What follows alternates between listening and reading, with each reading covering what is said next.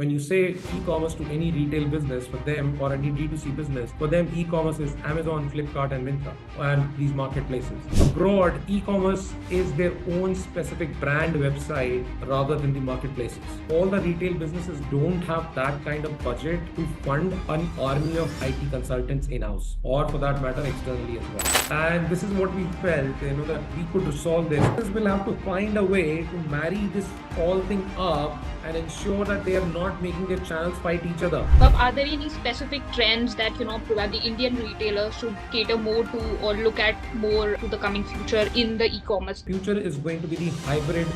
EMI is a very common phenomenon in India as well for a lot of big value purchases. Gradually, that's going to come here as well for small purchases. Great, yeah. Controversial for me to say. I had conversations with very large companies, CTOs, and I found they barely know anything about technology.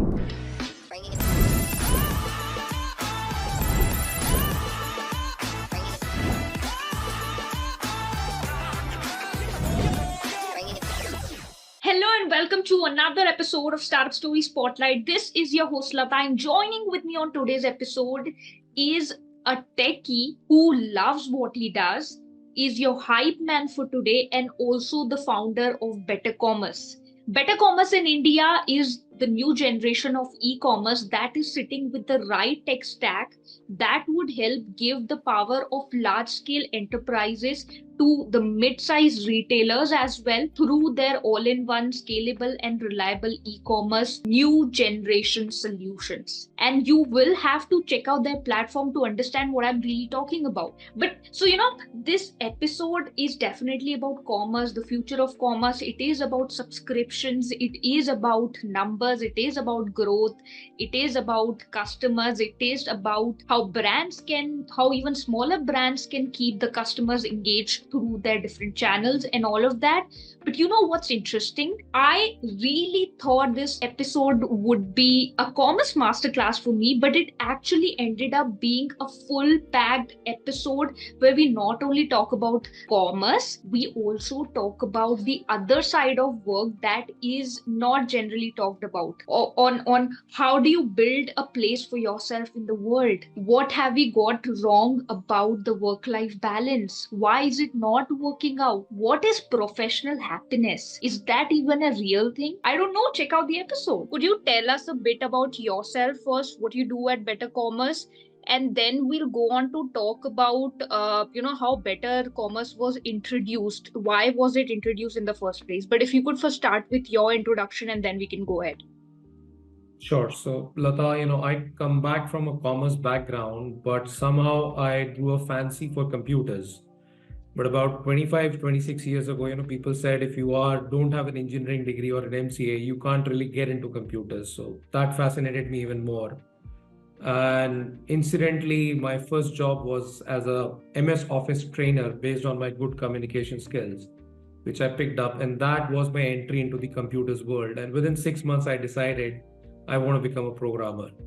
And then I just picked up a book and I went from page 1 to page last within 48 hours. And that book's title was Learn ASP in 24 Hours.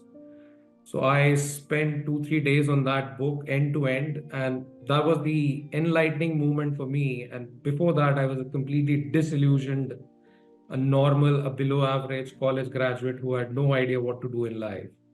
But that point, I think I knew what I wanted to do in my life. And that was, I wanted to do something technical and I wanted to learn programming.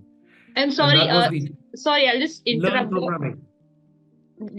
What was the age when you were finally out of that disillusion and you were about to rise from the average? So I had already finished college. I had done a couple of months in theater. I had sold credit card door to door in the market, trying to find and do, because everybody said, do MBA, which was like the normal thing everybody did. But I said, no, I don't like that. And I tried, doing door to door selling, doing theater, doing quite a few other odd jobs here and there before I finally got this opportunity to do training on MS Office. And when I went for an interview, I told them, I have no idea of computers, although I did a course, but I never went to classes. I was pretty bad at studies. So most of the people are, I think. But they said, that's fine. We'll teach you computers. That's not a problem. You have good communication skills. You can present. So we'll give you an opportunity, And I said, fine. I was in the mode where whatever I could get, I would probably take. So I just went for that. And somehow that drove me in the right direction of my life potentially, introduced me to the computers much better, much deeply. And then when I found out I wanted to do this, they said, of course, we can carry on. We can give you, after your 1 year training, we can give you a job into training department, but we can't make you a software engineer. We will not give you a programming job. I said, I'll quit. He said, but you don't have offers. I said, I don't care. This is what I want to do. And I will just go ahead and do this on my own. It doesn't matter whether I have a job or not. So then I know I kept on learning quite a bit of things, and sometimes I got a job. It was very flaky initial 4 years because without a techie background, or without an engineering background or a MCA, it was difficult to get a job back in 98 or 2000 period. And I was 22, 23 years old at the time. And that's when, I decided, okay, fine. And I started off, so 10 years I worked in the corporate world, jumping through different companies and everything, and worked in US, UK, lived in Munich, Germany for about 3 years as well. And then I came back to India in 2007, and I said I wanted to do something of my own because I just could not fit into the corporate, the ladder and the corporate system. I could not fit. So I said I wanted to do something of my own where doing mattered more than what you talked about. So I focus more on the actions and delivering rather than just explaining things to tons of managers. So I decided to start my own, and I wanted to. One thing that I had in my mind is I didn't want to go very big. I didn't want to make a 500 people company or 1,000 people company. My aim was to live a very happy, balanced life. And when I say balanced life, I think there's a lot of misconception around balanced work-life balance, which we can talk later on. So balanced life means, good, you are happy in your life, professional life and your personal life, both. That is what I mean by balance. So I wanted to create a company where I had 50, 60 people, where I could interact with everybody on first name basis. And we could literally work like a family, and there was not too much of a pressure. There was not too much of constant, fight in the office or politics, which is what I ran away from, all the politics bits. So that was my aim. But gradually the company has now grown. We are now about 100 plus people. And so 7, 8 years, I did the IT services. Initial 3 years, that was also very difficult, but thankfully found foothold. And then around 2015-16 is when we started. We built a platform for a company called Tech Data in Europe. And that platform basically at the time was processing more orders than Amazon. This was way back in 2011, 2012. But it was in the B2B space, B2B commerce space. It wasn't a B2C or a consumer facing platform. So we built this platform for a huge giant corporation, and which basically was integration part for all the software vendors in the world. So we brought about big software giants, almost 100 software giants in one platform, and we enabled that business to sell those licenses across to Europe, US, Canada, Asia Pacific, everywhere.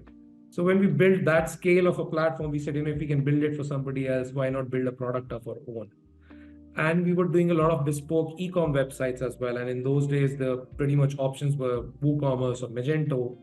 And I always found them to be very clunky, very heavy, and very difficult to use for back-end users as well. So that's when I said, B2B softwares or back-end softwares should not be very clunky, should be simple and easy to use. And an enterprise software should not burn hole in somebody's pocket, So that's when we decided we'll build something like, and initially we used to call this Omni CX. That was the idea, was Omni customer experience, Omni channel customer experience, Omni channel experiences and all. And we built the software from the idea that we will bring all the enterprise grade capability pretty much at the cost of a small software to mid to small size retail businesses across the globe. That's how we started off BetterCommerce. And about 2019-20, when we were doing a rebranding exercise, when the name BetterCommerce came up, so we rebranded the whole product from Omni CX to BetterCommerce. I hope I've not bored you. There was too much of words in there. No, are you serious? I definitely expected that you do have a good background, right? And there are a lot of things I could definitely pick up. We'll definitely cover all of that later, but first we'll definitely talk about the company. And if you could elaborate on how does Better Commerce help businesses, what kind of businesses do you target, who are these, where can you find these, who are your clients? If you could go a bit deeper into that, just to explain it to everyone who's watching, who could it be suitable for. Sure. So when we started the product, see, when my majority of my experience was outside India, because I worked primarily with the customers in Europe, UK. So my first gut feel was, okay, although I did come back to India, my client was, and initial 2 years I worked in India, and to be honest, it was a challenge to get paid. It was a nightmare to get paid. We delivered a lot of services, and in India, I'm also a very proud Indian, there's no doubt about it. But somewhere, and it's not just about being Indians, I think everywhere across the globe, people, and at that time, people believed free software, free movies, free music is our birthright. So, and that's where it became a lot of problem. And people tend to, when you are doing IT services, people tend to, there are a lot of gray lines in there. For the price of a Maruti, they would expect a Mercedes Benz. And you can go on trying to satisfy them, but the things just never end and you never get paid.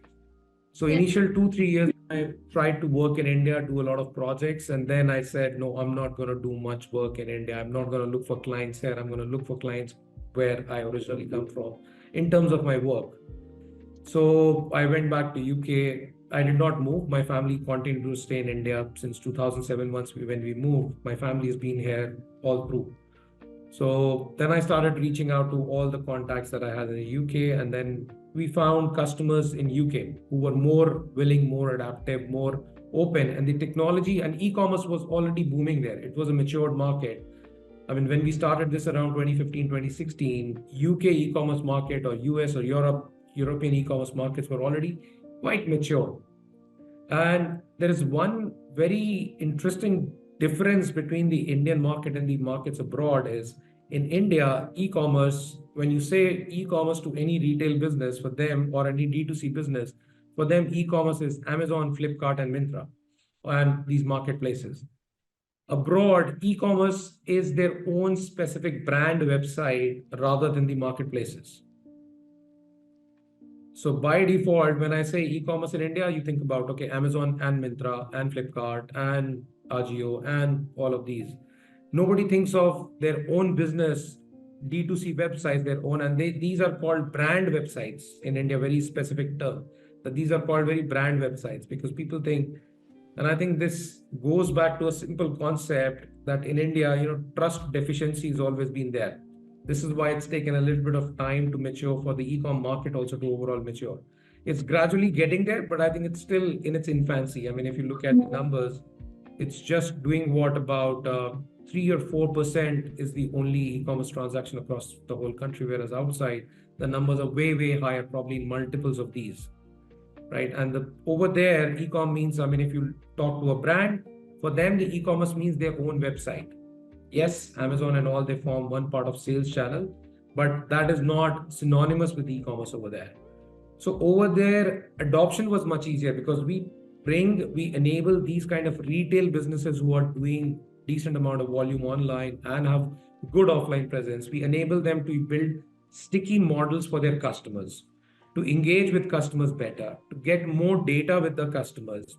Now, today, if you want to do any e-com implementation, any enterprise e-com implementation, you would probably need a product management software, which is called PIM. You would then need an e-com platform, which would be, potentially Shopify, Magento, Salesforce. The moment you go into the enterprise space, it's Salesforce and commerce tools and the likes of those, or Hybris for that matter. And then for fulfillment and all, you would need another order management system. So by the time you build the whole stack of commerce, you've already ended up with almost 6 to 7 primary softwares. And I'm just saying primary. And then on top of that, you end up adding almost 50 to 60 different plugins to run this whole thing.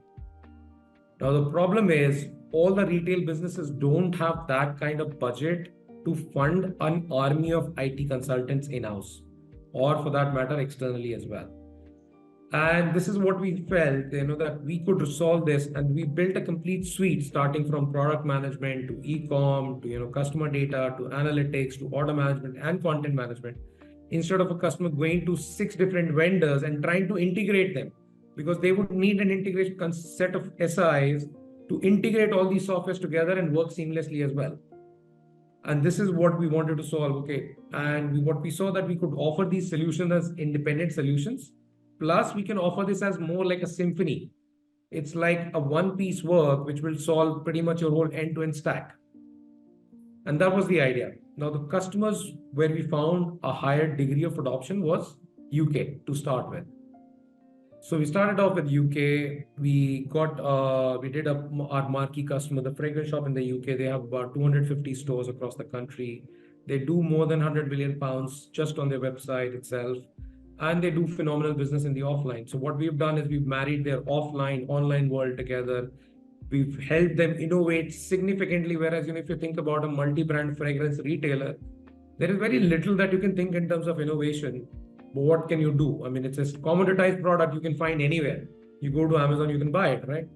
But they have innovated, and we've helped them innovate from technology standpoint, build, for example, membership, subscriptions. All of these capabilities have helped them build a very sticky customer base and help them grow even during the times of COVID when a lot of businesses actually, completely closed down.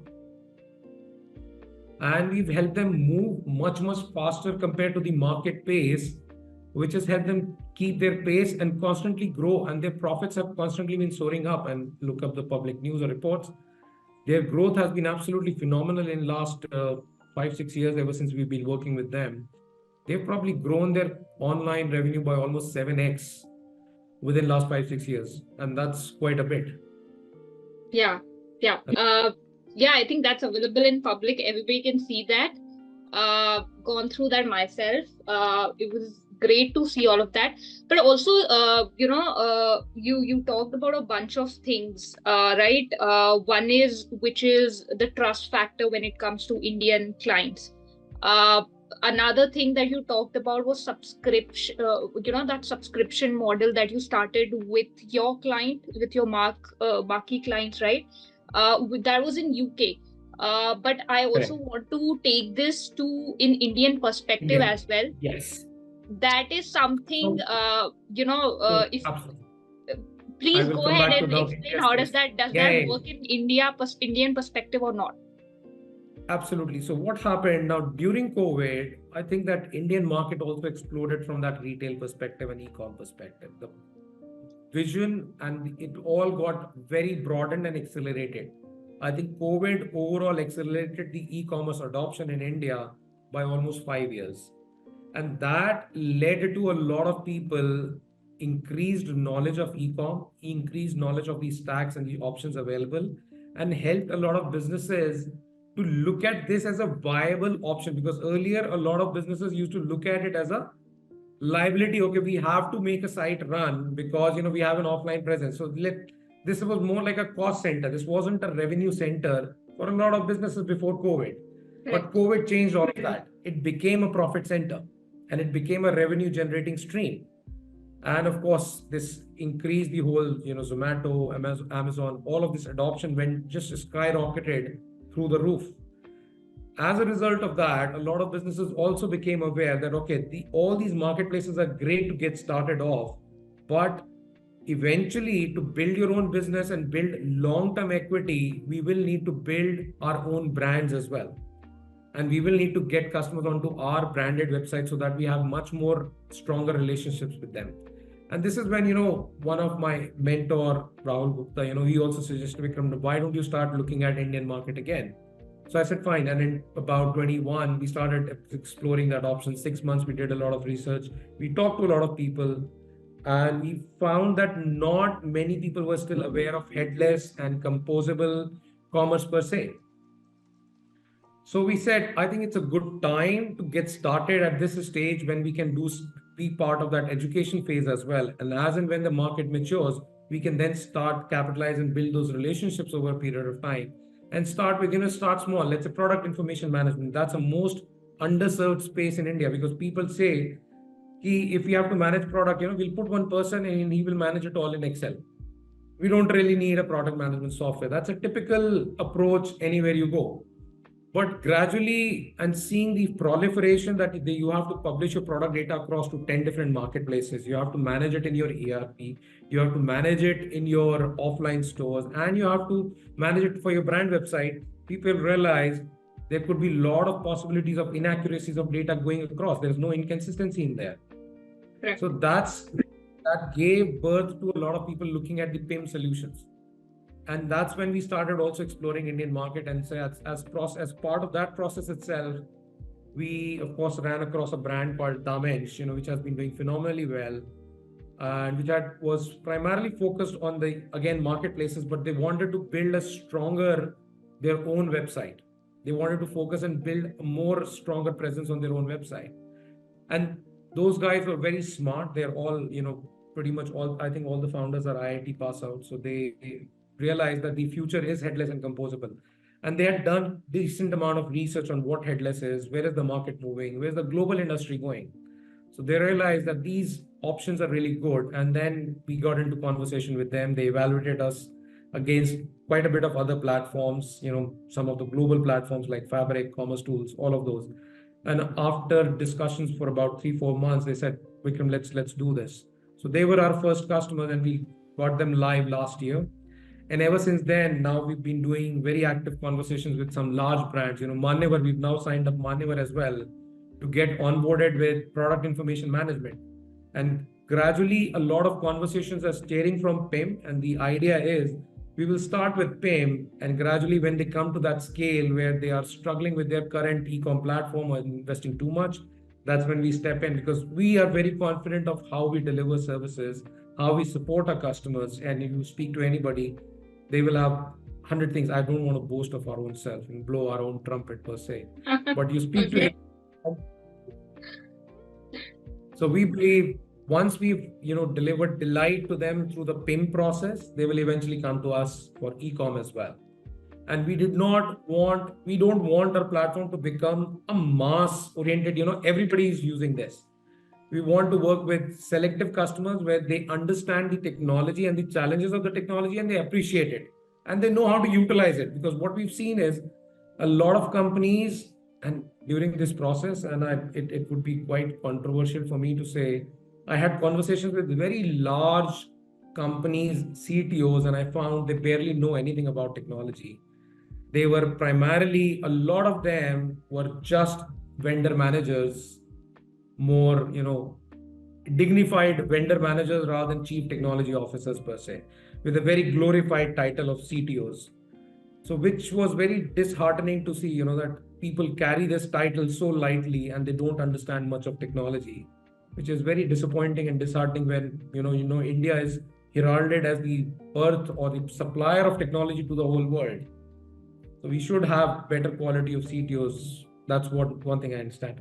Coming back to this, we realized, Damensh, we did the implementation, we helped them go through that, and it's been phenomenally successful for them. Manyavar, we are in the process of onboarding them, and we are guiding them through that data cleansing process, because data is pretty much everywhere is a bit of a chaos and a challenge across most of the organizations.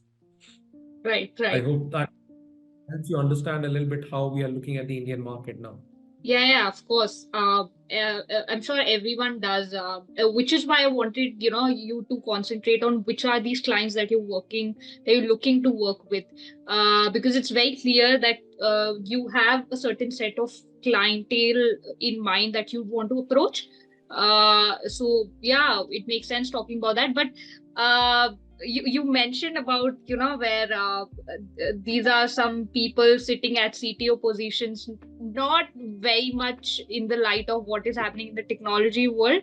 I'd say you felt disheartened, but I'm sure because also you have a commerce degree, and you're there explaining. I'm sure it would have been a very different conversation altogether.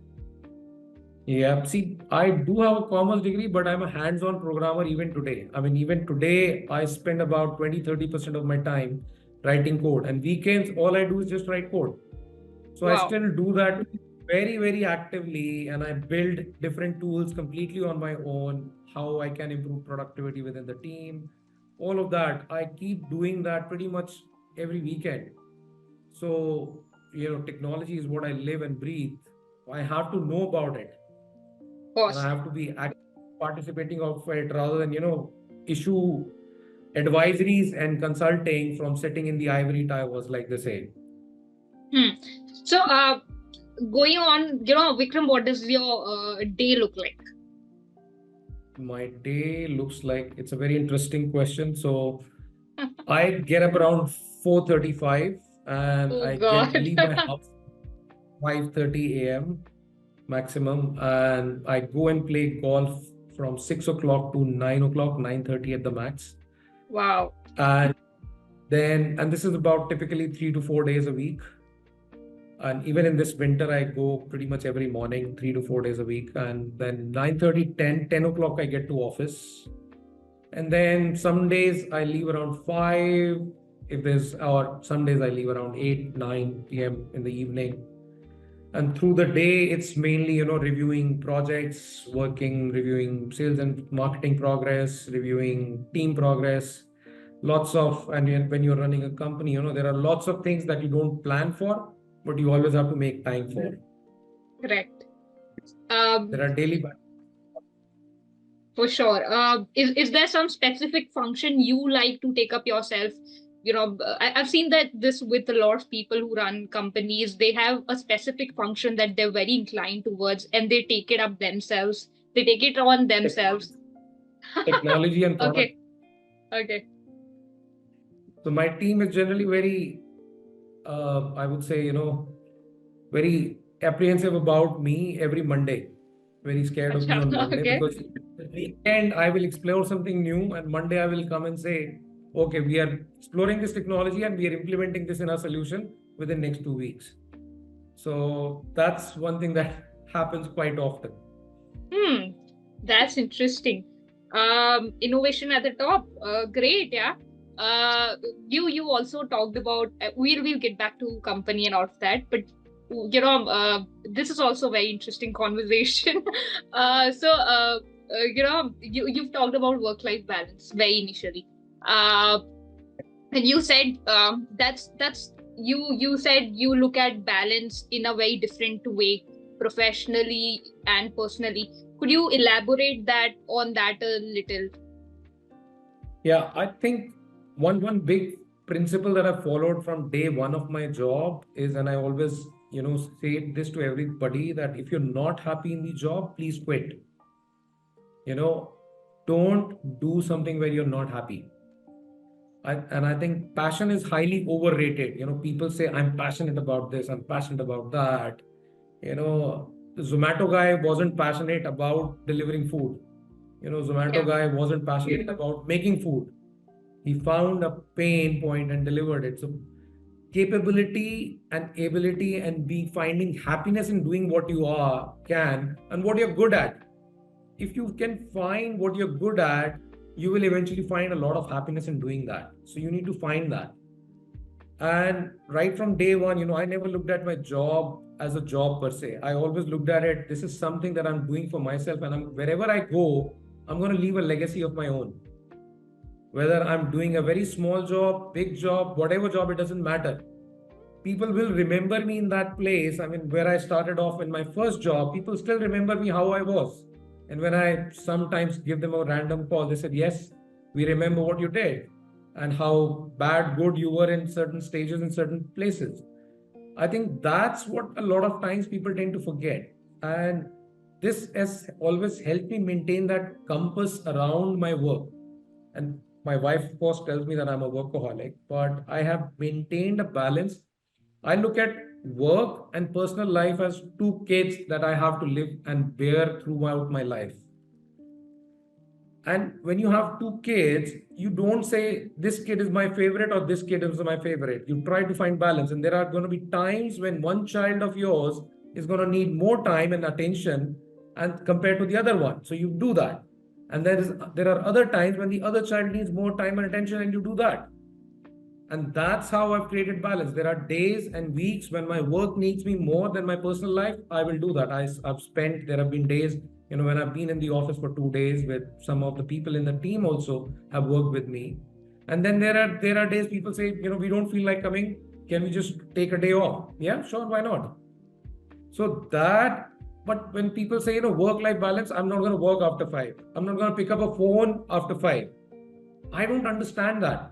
Even in 10 years of my corporate career, I always told my bosses, my clients, my phone is available 24/7, 365. I never switched off my phone, ever. Okay. And I'm reachable always. Even in my job, whether my job required it or not, I was always available. Because I said, if I'm needed, I'm needed. If your child calls you at midnight, are you going to say, no, you cannot call me. This is my work time. You don't do that, right?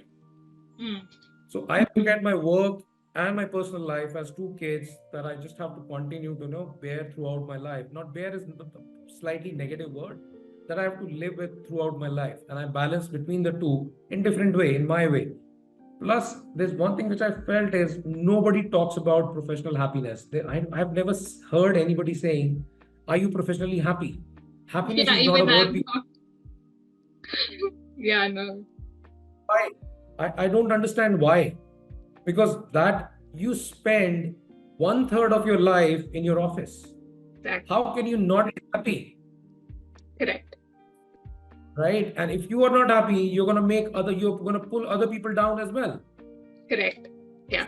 I think it's very, very important for people to, bring this term in their work, in their whatever they do, that happiness is very important. Correct. Yeah, I mean, I have few friends who probably talk about their bosses, and I'm like, if you have such a problem, either speak it out, clear it up, or just move on. I mean, you don't have to stick to it, for the rest of your life. That doesn't make sense at all. Yeah. Absolutely. Absolutely. So, I mean, I used to leave my job on the drop of a hat. If I didn't like something, I said, I'm not going to come. He said, but we will not give you papers.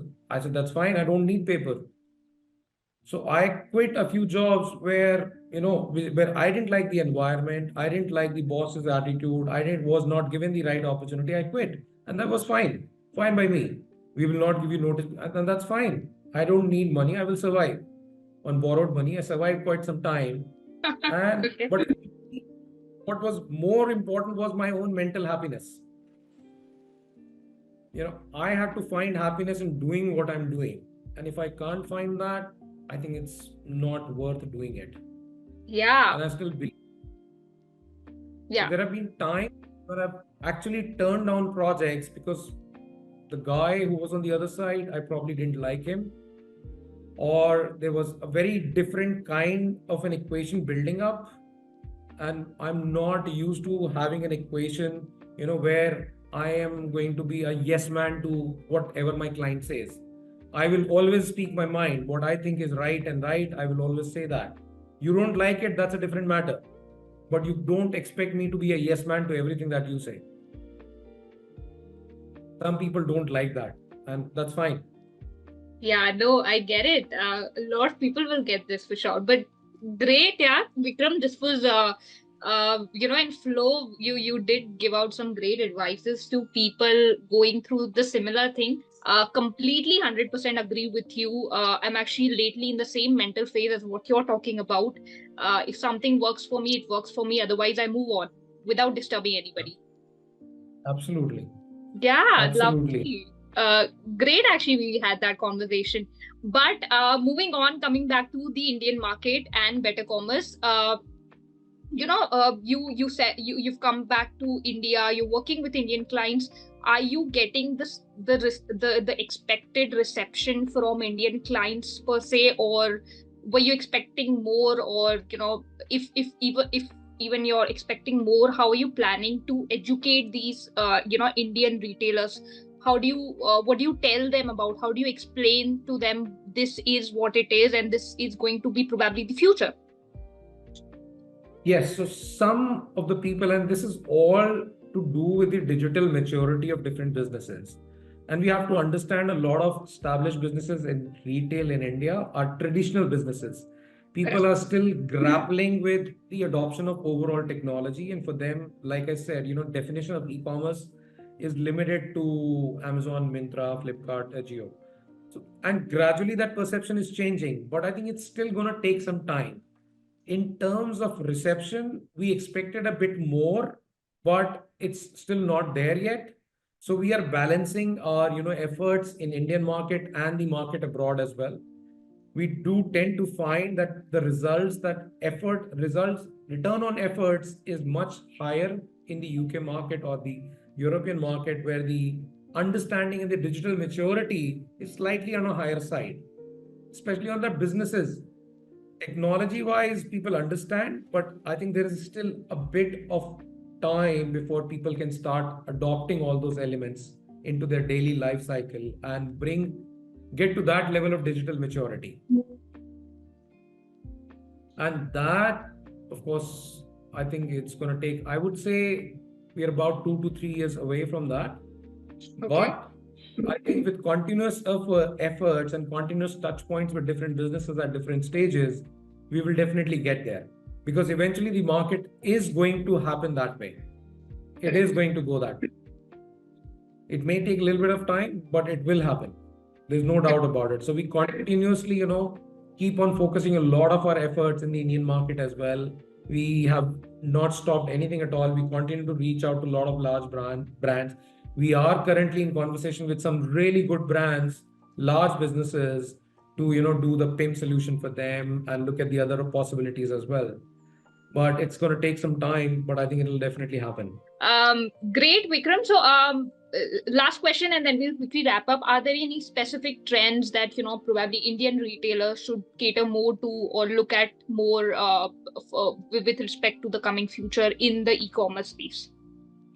I think in the e-commerce space and in the overall retailing space itself, I think one thing that the businesses will have to focus upon is building more sticky elements to their business and add more customer loyalty, improve upon those.